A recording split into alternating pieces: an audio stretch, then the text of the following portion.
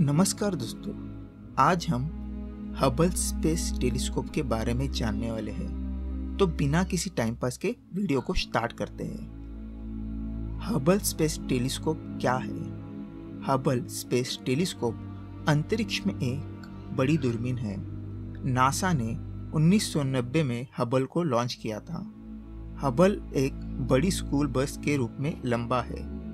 इसका वजन 2 वयस्क हाथियों के जितना होता है। हबल लगभग 5 मील प्रति सेकंड की दर से पृथ्वी की यात्रा करता है। यह संयुक्त राज्य अमेरिका के पूर्वी तट से पश्चिमी तट तक 10 मिनट में एक कार चलाने के रूप में तेज है। हबल चेहरे अंतरिक्ष की ओर यह ग्रह, सितारों और आकाशगंगाओं की तस्वीरें लेता है। हबल ने सितारों को जन्म लेते देखा है। हबल ने सितारों को मरते हुए देखा है। इसने आकाशगंगाओं को देखा है जो अरबों मील दूर है। हबल ने भी धूमकेतु के टुकड़ों को बृहस्पति के ऊपर गैसों में दुर्घटनाग्रस्त होते देखा है। वैज्ञानिकों ने हबल चित्रों से अंतरिक्ष के बारे में बहुत कुछ सीखा है। तस्वीरें देखने में भी खूबसूरत है। पृथ्वी पर टेलीस्कोप से अलग हबल क्या होता है? किसी ग्रह को घेरने वाली गैसों के मिश्रण को उसका वायुमंडल कहा जाता है।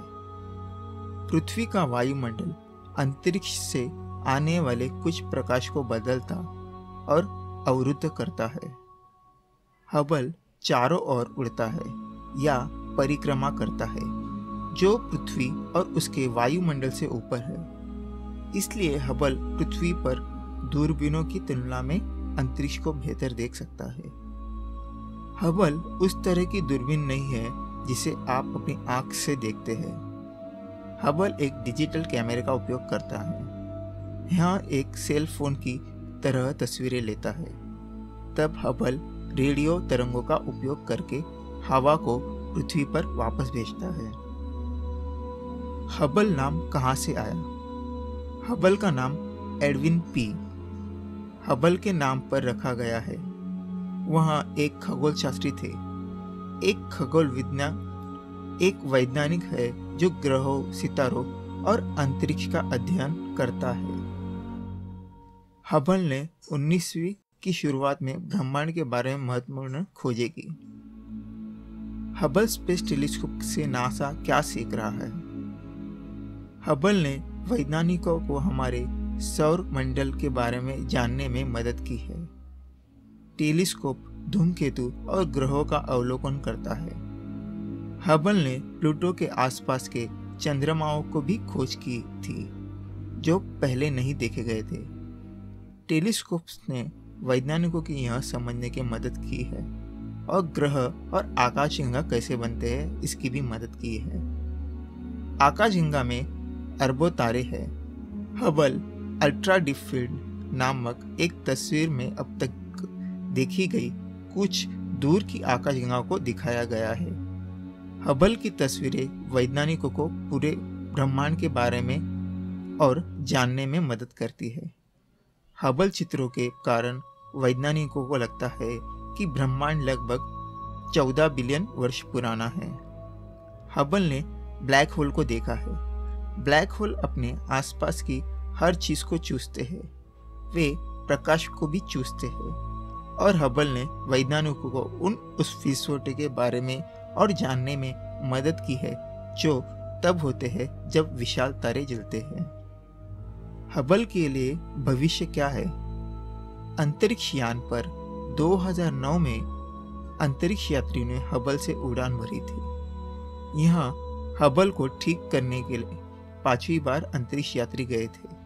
उन्होंने टेलीस्कोप में नए पुर्जे और कैमरे लगाए, इसलिए यह बहुत अच्छा काम कर रहा है। हबल को फिर से ठीक नहीं किया जाएगा।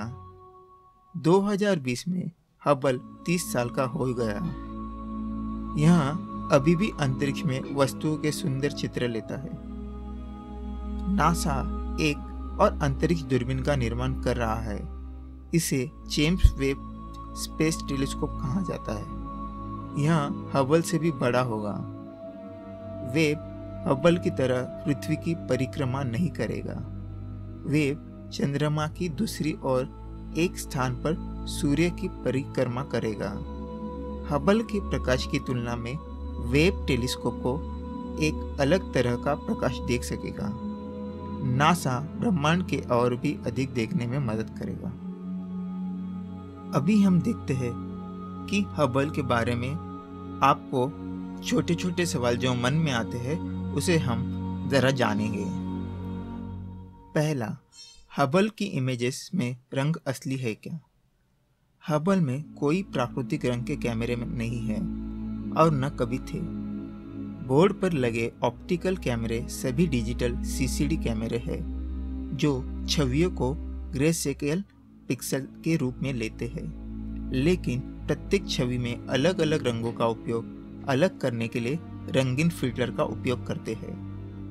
कभी कभी इमेजेस में रंग जितना संभव हो उतना स्वाभाविक होता है।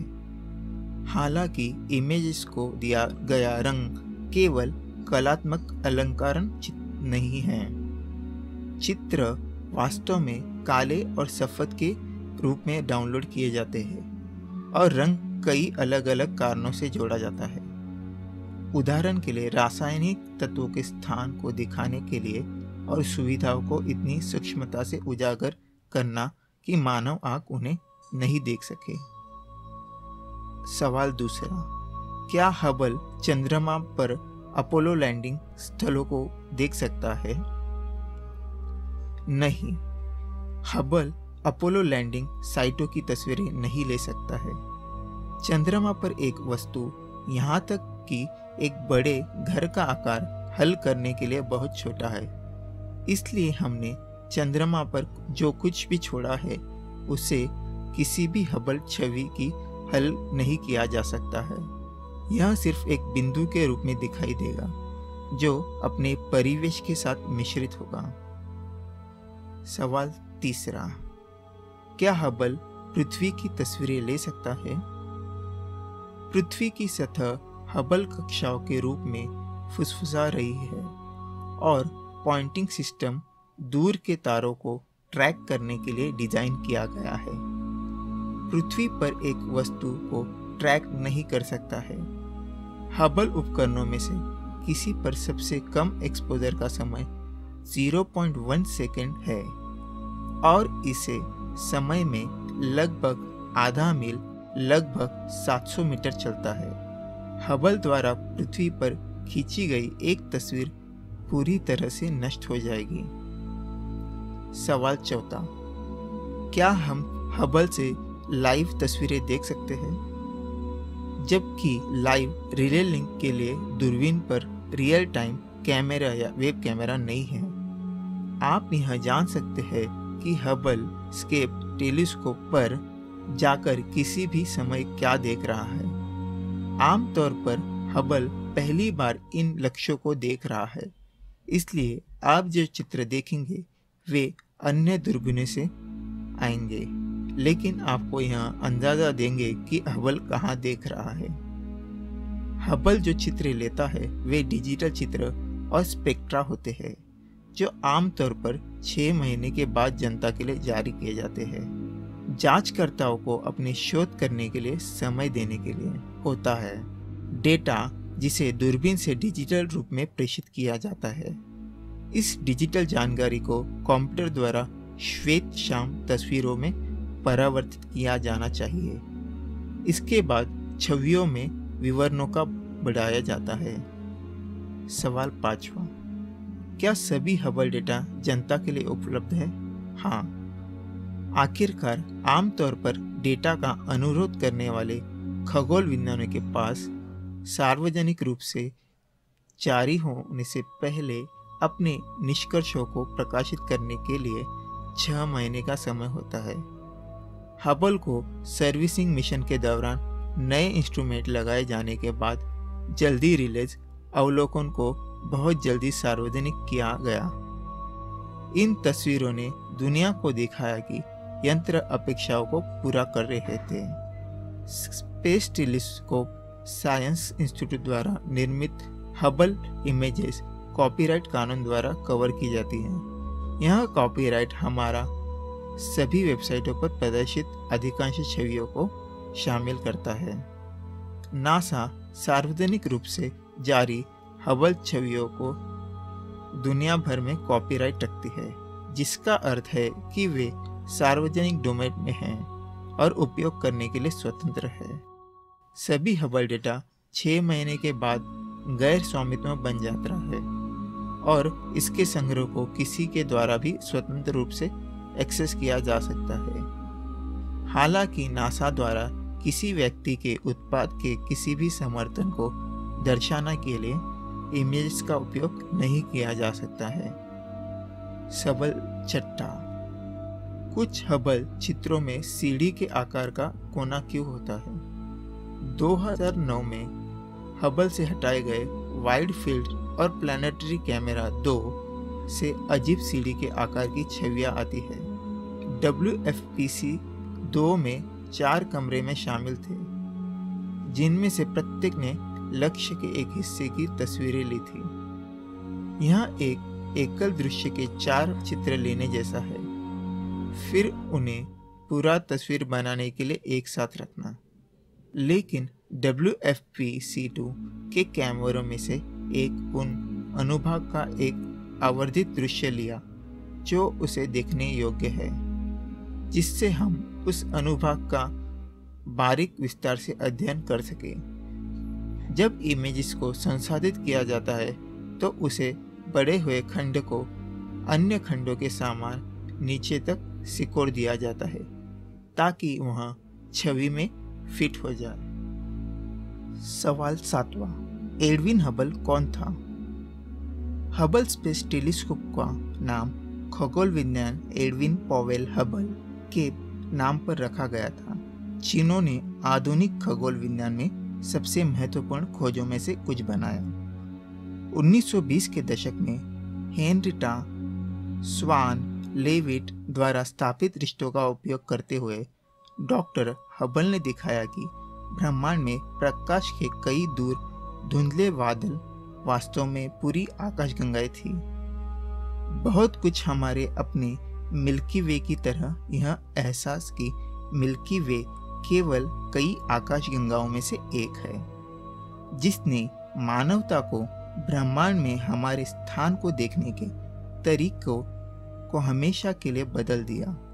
लेकिन शायद उनकी सबसे बड़ी खोज 1929 में आई, जब हबल ने निर्धारित किया कि एक आकाशगंगा पृथ्वी से दूर है। जितनी तेजी से वह दूर जाती है, एक विस्तारित ब्रह्मांड की इस धारणा ने बड़े धमाका के सिद्धांत का आधार बनाया, जिसमें कहा गया है कि ब्रह्मांड एक समय में ऊर्जा के तीव्र विस्फोट के साथ शुरू हुआ है और तब से विस्तार कर रहा है। नंबर 8, हबल के मूल विजन के उद्देश्य क्या थे? हबल जब लॉन्च किया गया तो हबल स्पेस टेलीस्कोप के प्राथमिक उद्देश्य थे। नंबर 1, संविधान, भौतिक विशेषता और खगोलीय पिंडों की गतिशीलता की जांच करें। नंबर 2, तारकीय और गांगेय वस्तु में होने वाली प्रक्रिया की प्रकृति का निर्धारण करें। नंबर 3, ब्रह्मांड के इतिहास और विकास का अध्ययन करें। नंबर 4, भौतिक कानूनों की सार्वभौमिकता की पुष्टि करें। नंबर 5, ऑप्टिकल खगोल विज्ञान के लिए एक दीर्घकालिक अंतरिक्ष अनुसंधान सुविधा प्रदान करना। सवाल 9वां, हबल स्पेस टेलीस्कोप को कब लॉन्च किया गया था? हबल को 24 अप्रैल 1990 को अंतरिक्ष यान डिस्कवरी STS-31 में लॉन्च किया गया था। इसे अगले दिन 25 अप्रैल 1990 को कक्षा में तैनात किया गया था। सवाल 10वां, हबल कहाँ है? हबल लगभग 547 किलोमीटर की ऊंचाई पर पृथ्वी की परिक्रमा करता है, जिसने भूमध्य रेखा को 28.5 डिग्री झुका दिया। यह सहूलियत बिंदु पृथ्वी के वायुमंडल के नकारात्मक प्रभाव से ऊपर है। लगभग 17,000 मील प्रति घंटे मतलब 27,300 किलोमीटर प्रति घंटे की गति यात्रा करते हुए हबल को पृथ्वी के चारों ओर एक कक्षा को पूरे करने में लगभग 10 मिनट लगते हैं। सवाल 11वां, हबल एक अंतरिक्ष दूरबीन क्यों है? पृथ्वी के वायुमंडल में हवा की जेबें अंतरिक्ष से प्रकाश को विकृत करती है, इसलिए जमीन से देखने पर तारे टिमटिमाते दिखते हैं। वायुमंडल आंशिक रूप से या पूरी तरह से विशेष रूप से पराबैंगनी प्रकाश के कुछ तरंगदैर्घ्य को अवरुद्ध करता है। अंतरिक्ष को एकमात्र ऐसी जगह बनाता है जहां एक दूरबीन ब्रह्मांड का वास्तव में स्पष्ट और व्यापक दृष्टिकोण प्राप्त कर सकती है। हालांकि हबल भी दृश्यमान और अवरक्त प्रकाश को देखता है। यहाँ पराबैंगनी में दूरबीन की क्षमता है जो निकट भविष्य में मिलान या प्रतिस्थापित नहीं किया जाएगा। सवाल 12वां, हबल के मिरर कैसे काम करते हैं? हबल एक कैस्केग्रेन टेलीस्कोप है, एक प्रकार का प्रतिबिंबित टेलीस्कोप। प्रकाश दूरबीन में प्रवेश करता है और बड़े प्राथमिक या मुख्य दर्पण पर हमला करता है।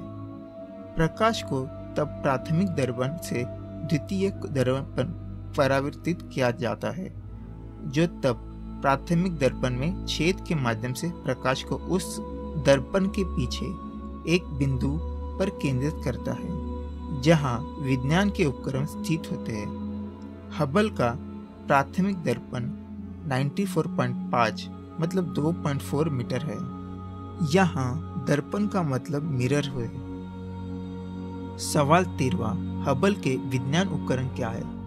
हबल खगोलीय पिंडों से प्रकाश एकत्र करता है और इसे दूरबीन के विज्ञान यंत्रों तक तो पहुंचाता है। हबल मौजूदा उपकरणों में wide field camera 3, cosmic origin spectrograph, उन्नत camera for survey, space telescope imaging spectrograph और फाइन गाइडेंस सेंसर शामिल है।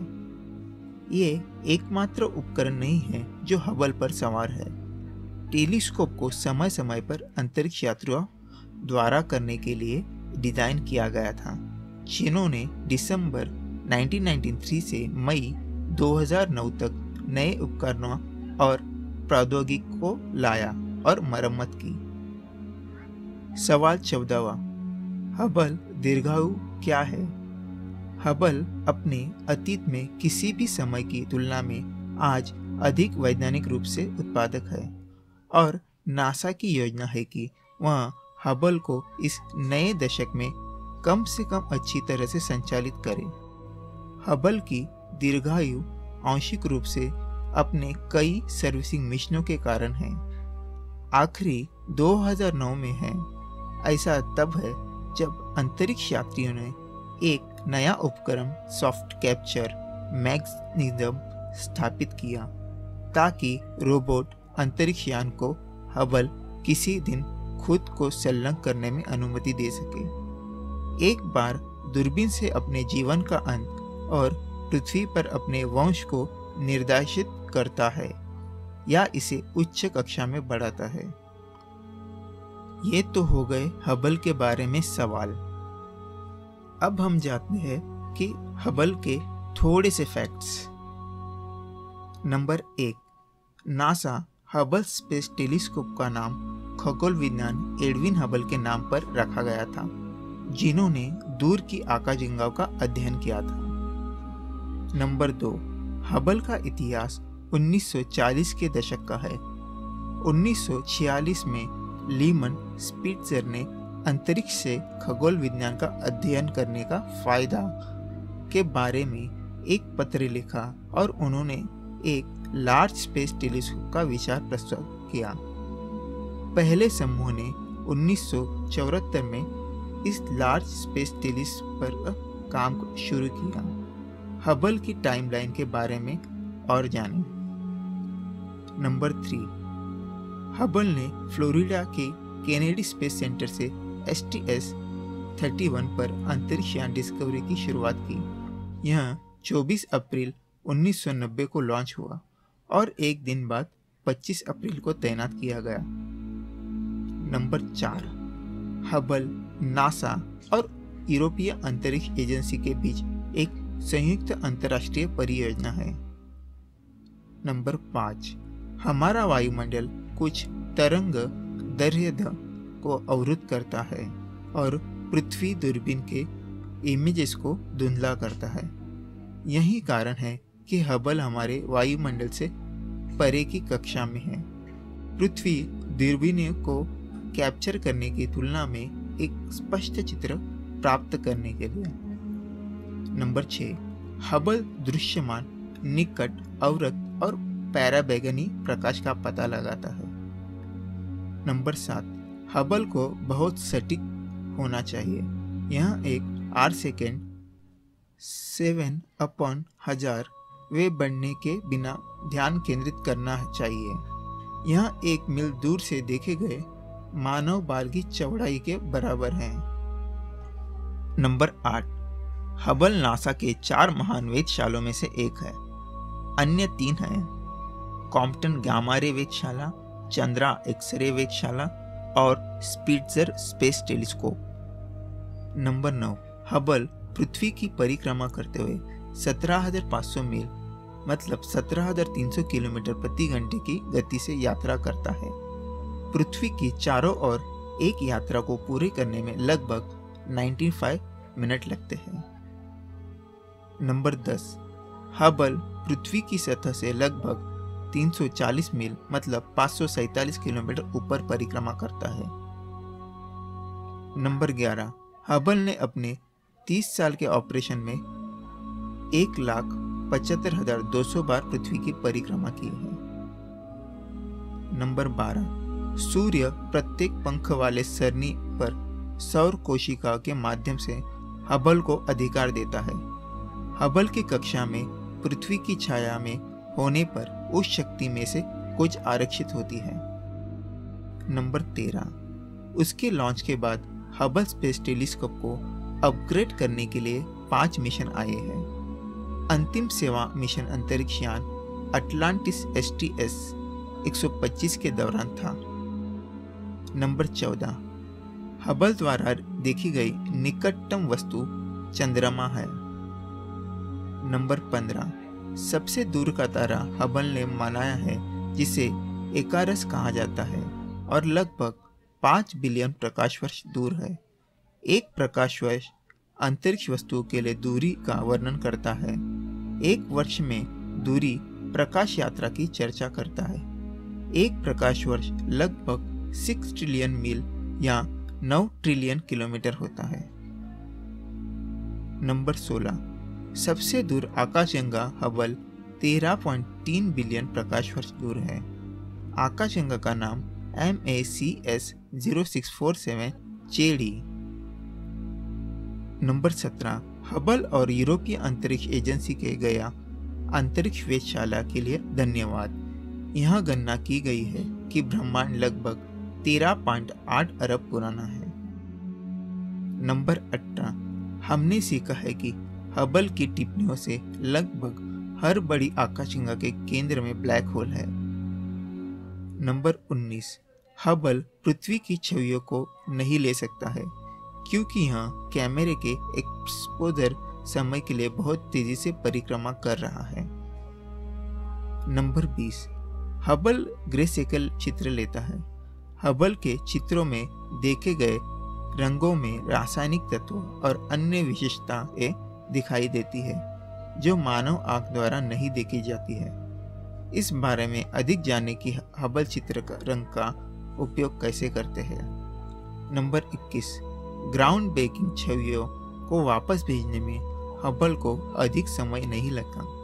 1991 में हबल ने जुपिटर की अपनी पहली वास्तविक रंगीन इमेज जारी की।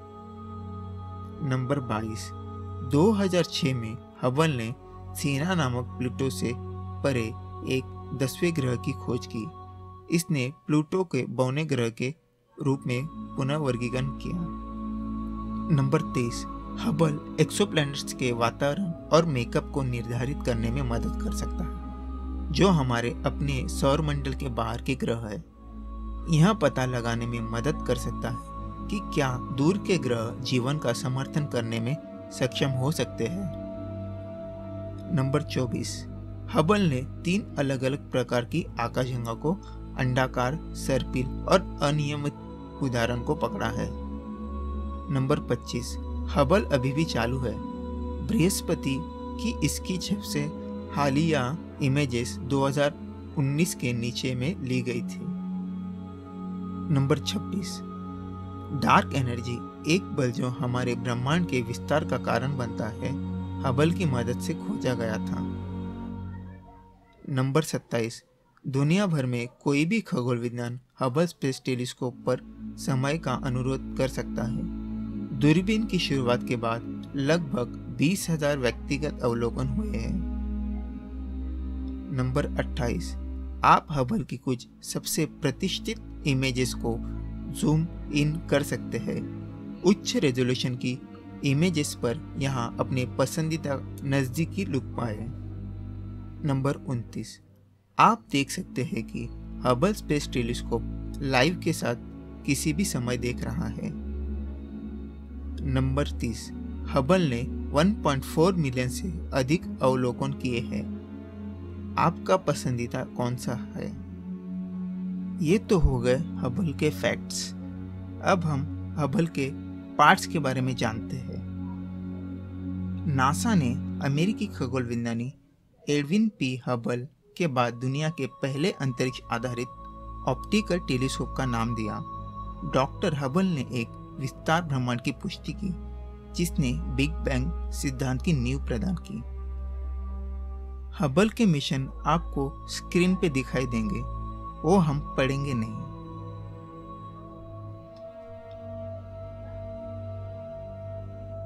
अब देखते हैं हबल का आकार। हबल की लंबाई 43.5 फीट, वजन लॉन्च में लगभग 10,886 किलोग्राम, पोस्ट SM4 लगभग 12,247 किलोग्राम, अधिकतम व्यास 14 फीट। अभी स्पेस फ्लाइट सांख्यिकी को देखते हैं। कम पृथ्वी की कक्षा 340 मील या 547 किलोमीटर की ऊंचाई भूमध्य रेखा के लिए 18.5 डिग्री झुका। वन ऑर्बिट पूरा करने का समय लगभग 95 मिनट। हबल की गति लगभग 27,300 किलोमीटर प्रति घंटा। हबल ऑप्टिकल क्षमताओं को देखते हैं। प्रकाश के प्रति संवेदनशीलता अवरक के माध्यम से पैराबैंगनी 115 से 2500 नैनोमीटर। अब देखते हैं हबल के मिरर के बारे में। प्राथमिक मिरर व्यास 94.5 इंच। प्राथमिक मिरर वजन 828 किलोग्राम। माध्यमिक मिरर व्यास 12 इंच। माध्यमिक मिरर वजन 12.3 किलोग्राम। हबल की इंगित करने की सटीकता क्या है? दूर बेहोश वस्तुओं की इमेजेस को लेने के लिए हबल को अत्यंत स्थिर और सटीक होना चाहिए। टेलीस्कोप का एक आर सेकेंड 7/1000 में से एक अधिक विचलन के बिना या 1 मील की दूरी पर देखे गए मानव बाल की चौड़ाई के बारे में लक्ष्य पर लॉक करने में सक्षम है। हबल की डेटा सांख्यिकी। हबल हर हफ्ते लगभग 150 गीगाबाइट कच्चे विज्ञान के आंकड़ों को प्रसारित करता है। हबल को बिजली की जरूरत। हबल का ऊर्जा स्रोत सूर्य है। हबल का तंत्र 225 फुट के सौर पैनल है। हबल की बिजली उत्पादन सूर्य के प्रकाश में लगभग 5500 वोल्ट है। हबल का पावर उपयोग लगभग 2100 वोल्ट है। हबल का पावर स्टोरेज देखते हैं। हबल की बैटरी 6 निकल हाइड्रोजन है। हबल की भंडारण क्षमता लगभग 22 औसत कार बैटरी के बराबर है। आज के लिए बस इतना ही। ये वीडियो हमने काफ़ी रिसर्च करके बनाई थी। आप ऐसे ही वीडियो देखना चाहते हैं तो सब्सक्राइब इस बटन पर क्लिक कीजिए और घंटी का बटन दबा दीजिए। आपको सब्सक्राइब करना ही हमारा मोटिवेशन है। प्लीज़ सब्सक्राइब कर दो भाइयों और बहनों।